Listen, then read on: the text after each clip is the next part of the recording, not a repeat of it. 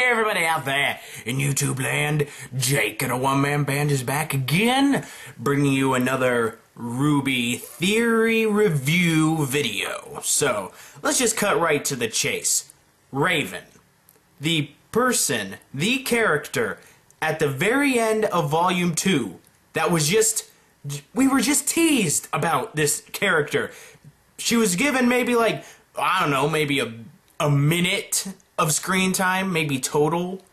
That's involving the end credit scene when she's seen talking to Yang. Now, it really makes you think, who is this character? How is she going to affect the future story? Why does she have some form of connection with Yang?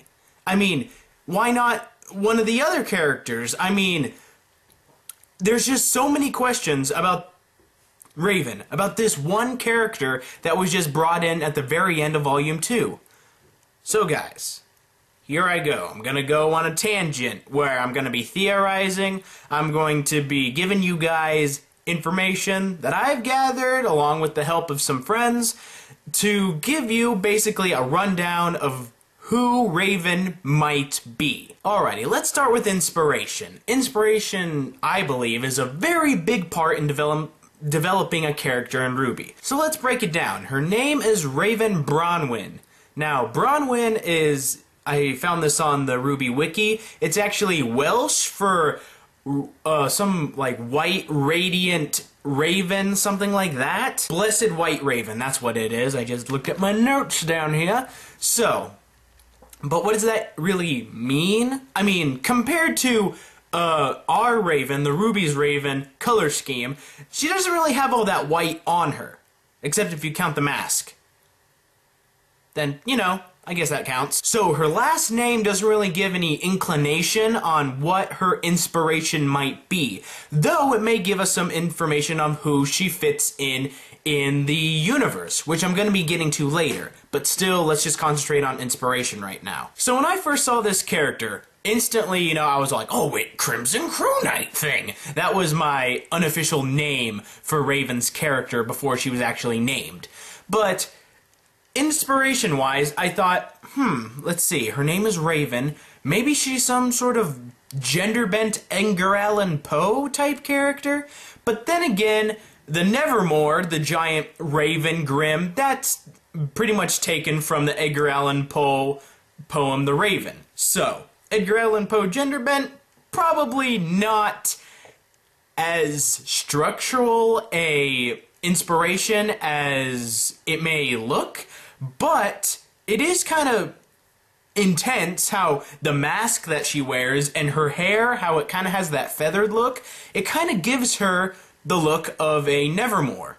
So, I guess there's something to chew on. Another idea I had was, maybe she's somewhat inspired by the DC character Raven. If you don't know who Raven is in the DC universe, just watch Teen Titans. I'm pretty sure you'll get a basic idea.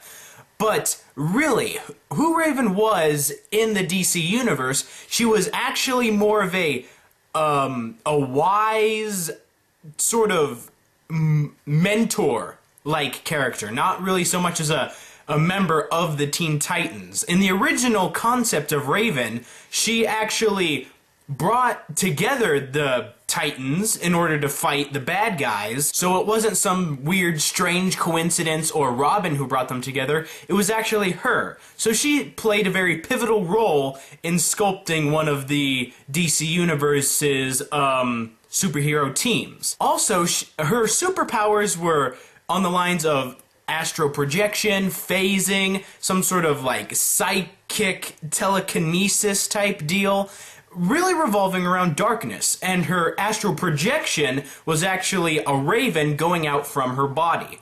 And she could also time travel, referencing to the whole portals that RWBY's Raven is able to create. Many of you guys believe maybe she's a time traveler, so there may be some constitution there. But besides really from just the very basic of connections, a little bit of her powers and then the name, there isn't really a lot of connection between the DC Universe's Raven and the RWBY Raven. Which brings me to the final idea that I have about possible inspiration, which this is the one I believe is actually true. Now, in Japanese mythology, there's the Yatagarasu, which is the great three-legged raven. Now, it also has variants in Chinese and Korean mythology, but the Yatagarasu is what it's named in the Japanese mythology. But let's just call it three-legged raven for pronunciation reasons. Now, we know that the raven in RWBY has connection to Yang. What that connection is, we don't really know quite yet. But the three-legged raven comes from the Oriental mythology, and Yang's name, which I believe means little sun dragon, also comes from comes from the Orient. So Yang's name and Raven's possible inspiration do mix, which, you know, adds a little bit more layer to the whole idea that this is actually her inspiration. The three-legged raven was also the animal god of the sun in many of these mythologies, and even in Japan, I believe I saw somewhere that it was somehow connected to black holes. I'm not sure if that's true, but if it is, it does also translate to the whole portal aspect that Raven was able to open up. And not only that, but the Raven has also been some form of messenger in the Oriental mythologies. In Japanese mythology, I think it was Emperor Jimmu. I'm not sure if that's how it's pronounced, but it's how it's spelled. But anyway, he was led to victory by the Yatagarasu. And there's other instances in other mythologies and religious texts that talk about a raven being some form of messenger. The one that really comes to my mind is after the flood, Noah sent out a raven to go try to find land. It came back, it didn't find land. So the raven was kind of cursed at that point. Then he sent out a dove. Read the Bible, you'll understand. But in short, on multiple accounts in mythology and religious texts, the raven has been seen as some form of messenger. And as we know, at the end of RWBY Volume 2, with the after credits scene, the raven told Yang that they had a lot to talk about. So does this mean that Raven in RWBY is some form of messenger? Only time can really tell. And probably the most definitive piece of evidence that I have come to is the whole aspect of a three-legged raven. What is the third leg is normally depicted to be covered in blood. And what do we know about Raven's weapon? It is a very long blade. And what kind of blade did she choose to go up against Neo with? A red one. So the blade could be a representation of the third leg of the three-legged crow covered in blood because it had a red blade. Now, I know you guys are smart and you're like, well, there's the whole revolver thing going on and she could have chose any type of blade. That is true, but this is at least something to go off of. And if you guys honestly have any better inspirational ideas, I would like to hear them down in the comments below. And on the subject of her weapon, what can we really take from it? We know that it has probably multiple blades that connect to the handle, but what do those blades actually do? We're not sure. Could they be dust infused? Could they be, well, I guess they were dust infused. Well, even if they're not dust infused, they're still a conduit of aura. But I'm going off topic, aren't I? Basically, all we know about Raven's weapon is that it is a multi-sheath revolver type weapon that can have different type of blades connected to the handle. Now, is this going to be brought out more in the third volume? We can only hope so. Alright, now for the big part of this video. Who is Raven? I mean, we don't really know who she is besides Raven, but who is she in relation to Yang? Many people when Raven first appeared, many people were like, oh, maybe she's Ruby from the future, and that's some sort of time travel portal. Now, that is possible. I mean, we don't know what the rules are to time travel in the RWBY universe, but the whole idea of her being Ruby is probably not good at best. I mean, they do have different eye colors and such, which was brought into fruition in the next episode, but at the time it was a decent idea. So basically now there are two ideas currently in the running, that she's Yang's mother or Yang's sister.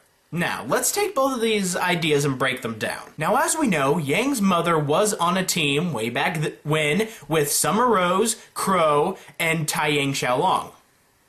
So, she was obviously a huntress, she was strong, but soon after having Yang, she left for some reason, and then never came back.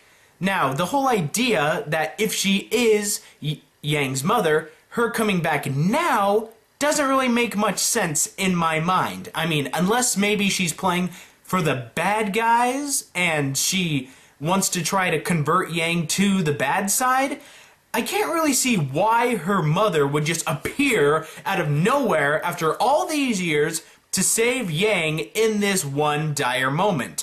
I mean, if she wanted to keep Yang alive but from a distance, then in Yang's flashback, why didn't she come to save her from the Beowulfs? Why did it have instead Crow came? So, that just opens up a lot of questions, like, if she is Yang's mother, you know, there's the age difference thing going on. I mean, there's definitely a resemblance, a very near perfect resemblance to Yang, even the eyes. But on the realm of Raven being Yang's mother, I personally don't really think this is a concrete possibility. Alright, next we have the idea that Raven is Yang's sister. Now, this would make more sense due to the fact that they look more alike. I mean, you see there's not much of an age difference. Their faces are very much the same, which that would kind of contribute that she would also have to have the same father, but you know, genetics are screwy. And they also have the same eye color, which, you know, could be derived from their mother. If their mother has the dominant eye gene, then it would be broken down, but Yang's eye color only changes red when she basically goes into Super Saiyan mode. Normally, it's a form of light purple? What would you call that? Violet, maybe? No, violet's dark. But once again, it begs the question, if she is Yang's sister, why would she appear at that moment to save her at that time? If she was really Yang's sister, wouldn't you think she'd maybe try to contact her beforehand? Unless she's being controlled by some other force. Now, there's always the debate, is Raven good or is Raven bad? We don't really know all that much to really concretely state her in one area. I mean, we can't really put her as a good guy, but we can't really put her as a bad guy. Alright guys, this last theory on who Raven is, I came up with basically myself. I thought of it one day, I talked with it with a friend, and we basically just built this theory so that it would basically be a contender with one that, oh, she's her mother and oh, she's her sister. But then there's this third one that I came up with. That Raven technically isn't real. What if Raven is nothing but a figment of Yang's imagination? I mean, this would make sense. She appeared and then just quickly disappeared. Now, what if Raven is not only a figment of Yang's imagination, but Yang's balled up negative emotion? Basically evil Yang. Now, here's basically the proof and the facts that I have to back it. 1. The only time that Raven appeared in the series is when Yang was knocked out cold. So, once she's knocked out cold, we've never seen her defeated in battle before. So, and at this moment, a part of her mind was still awake subconsciously, and it was able to manifest itself, but only as long as Yang was still out of it. Once she regained consciousness and was able to cognitively function again, Raven disappeared. Now, why would Neo be afraid of someone who just appeared out of nowhere? I mean, she took on Yang without a blink of an eye.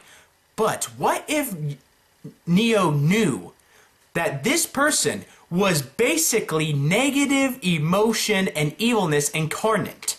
Wouldn't that really cause you to run away? If you saw and knew that something was evil incarnate, wouldn't you be scared out of your pants and just want to get out of there as soon as possible? And also, at the end of Volume 2, when Yang meets Raven, a lot of you people said it looks real psychedelic, almost like it's a dream. What if it is? And Yang has finally noticed the presence of Raven, and so now she's dreaming where she's confronting her. She's confronting her evil side, and this side is the side that, you know, has the drive to find her mother, you know, kind of has all that negative emotion towards her mother all bottled up. It would also explain that if she is Yang's evil side, why the resemblance between the two is almost perfect. I mean, the eye color, how Raven is purely red-eyed, but Yang only gets red-eyed when she goes into basic Blood Rage Super Saiyan mode. It's because she probably gets angry and starts to let out some negative emotion to help fuel her rage and help her fight. And it's at that moment that a little bit of Raven is coming out. A little bit of Raven every once in a while coming out, changing the eye color oh so slightly. Alright, now I just got 2 more facts for you guys. 1. Raven's last name. Now, Yang was saved by Crow in the past from Beowulfs, so maybe at that point she idolized Crow. Thus, her evil side dawned on Crow's last name. And Yang also idolizes RWBY, because RWBY is someone she looks up to. RWBY is pure of heart, RWBY is strong, RWBY is driven, and RWBY knows what she wants more than Yang knows what she wants. So obviously she would idolize her little sister in this way, thus contributing to the oversized weapon and the strange color scheme of Raven, how it's almost perfectly parallel with RWBY's. Now, if Raven is actually Yang's evil side, this may contribute to some awesome plot twist in the 3rd volume where it's gonna end up being Yang versus RWBY and some sort of Obi-Wan and Anakin fighting thing where, you know, it's real emotional because they're supposed to be friends, they're supposed to be sisters, but they're fighting each other for twisted reasons. Awesome stuff. And what if, as Volume 3 goes along, Yang becomes a little bit more like Raven? A little bit more like Raven. A little, you know, maybe she starts donning on some sort of katana weapon. Maybe she starts to change her clothes, change her hairstyle. Maybe even don on a mask.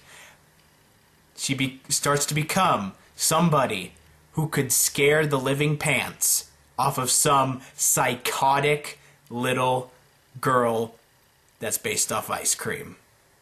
But that, we'll have to wait till next time. Hey guys, I hope you enjoyed this little video that I did about Raven. I mean, I really enjoyed doing all the research for it and really putting this video together. So if you guys enjoyed, be sure to like, favorite, maybe even subscribe if you feel like it. And if you're already subscribed, maybe share this with a friend that also likes RWBY. Or maybe somebody who's just getting into RWBY and just wants to have their mind blown. And also, while you're at it, why don't you check out these other videos that I have posted up. But with that, I think I'll have to see you guys next time I'm out there in YouTube land. Be a nice person, and tip your waitresses. Yeah!